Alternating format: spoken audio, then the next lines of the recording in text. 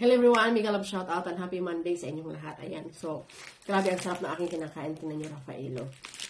So, for today's video, i-share ko sa inyo ang tanong ng ating isang kababayan. Meron tayong kababayan, nandito na siya sa Romania. Bago pa lang, few months pa lang. So, ang tanong ni kabayan, kung pwede daw siyang lumipat dahil nahihirapan siya sa kanyang trabaho. Tinanong ko sa kabayan, tinanong ko siya kung ano ang problema, bakit ka nahihirapan. Kasi daw, 24 hours ang kanyang trabaho. By the way, my name is Lisa. I'm from Philippines. I'm currently working and living in Romania. So, tinanong ko sa kabayan, bakit mo nasabing 24 hours ang iyong trabaho? Kasi daw, natutulog sa kanya ang bata. So, pagtulog, yun na daw ang time para magtrabaho siya. So, alam nyo, napagdaanan ko talaga ito dito sa Romania nung bago pa lamang ako.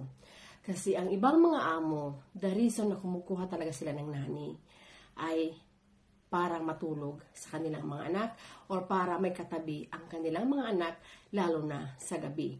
Pero hindi lahat. May ibang mga amo na ayaw sa nani na nakatabi sa kanilang anak sa gabi. Meron din naman talagang siguro mga nasa 60% ay talagang gusto nilang may katabi ang bata.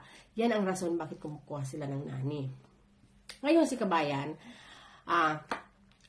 nagtatrabaho daw siya sa gawaing bahay plus sa kanya ang bata. So, ang nangyayari, hindi siya makatulog, which is tama talaga yan kasi katulad yan ng experience ko nung bago ako dito sa Romania. Kasi kahit ang bata tulog, hindi ako makatulog kasi natatakot ako baka anong mangyari. Ngayon, ang bumabagabag sa isip niya kabayan kasi gusto niyang lumipat na lamang. So, dito mag-uumpisa ang ating problema. Kasi once naisipin lamang natin ang hirap ng ating trabaho, talagang hindi tayo makakapag-focus kung ano ang dapat gawin. Ngayon, ang advice ko sa iyo kabayan ay ganito na lang. Talagang mahirap yan kasi nga pinagdaanan ko yan, mahirap talaga yan. Pero kung sa palagay mo hindi mo kaya, pero so far ako nakaya ko pero talagang pumayat ako noon ng 25 kilos as in. Kung talagang hindi mo kaya, makipag-usap ka sa iyong mga amo na kahit man lang alternate. Halimbawa, ngayon matulog ka, bukas hindi, the other day sila, ikaw na naman, at the other day sila na naman, kasi kamo hindi mo kaya. Huwag mong isipin ang paglipat, kasi dito magsisimula ang kalbaryo. Kasi pag isipin mo ito palagi, ang mangyayari, lagi kang galit, lagi kang stress, hanggat hindi ka nakakalipat. Pero dahil bago ka pa lang, imposible talaga na makalipat ka. Dahil pag hindi ka binigyan ng release paper ng iyong amo, talagang hindi ka makakalipat, pwede ka pang i-send back. So, ang solusyonan mo, ang problema, kung paano ba na hindi ka matulog sa bata araw-araw. So, ito ang solusyonan mong problema. Makipag-usap ka sa iyong mga amo. Kasi, ang paglipat, ay hindi yan solusyon kasi imposible, hindi ka makakalipat talaga. Kasi malaki ang nagastos nila sa pagkuha sa iyo galing sa Pilipinas.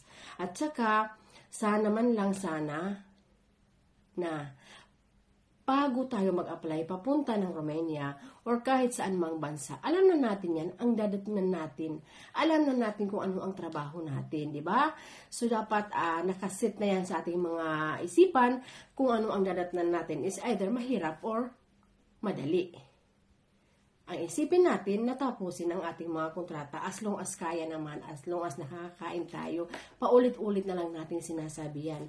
Hindi po paglipat ang solusyon kabayan. Ang solusyon ay kausapin ng iyong mga amo kung ano ang dapat mong gawin kasi kamo hindi ko kaya na ako talaga ang natutulog sa bata araw-araw. Sorry. So yan ang solusyon dyan, hindi paglipat. Okay? So sa mga kababayan na nandito na the same ang sitwasyon, yan po ang dapat natin gawin. Ang dapat ninyong gawin, kausapin na inyong mga amo. Pero may iba din talaga hindi maiwasan. I'm sorry, sad to say. May iba din talaga tayong mga kababayan na mga reklamador. kunti lang reklamo agad. Kunti lang nai-stress agad. Mayroon tayong mga reklamador na mga kababayan. Bakit ang kasama ko? Natutulog siya sa mga bata. Wala siyang reklamo. Kasi bakit? Kasi alam niya ang trabaho niya, masaya naman siya. Pero may iba din, hindi ko nilalahat. May iba na talagang puro reklamo na lang. Hindi nila iniisip kung ano ang pinunta nila dito sa Romania. Diba? So please, ang advice ko sa iyo, maganda pa rin ang tapos ang kontrata. Inuulit ko, hindi paglipat ang solusyon sa problema mo, kausapin mo ang iyong mga amo. Sana makatulong. Ingat.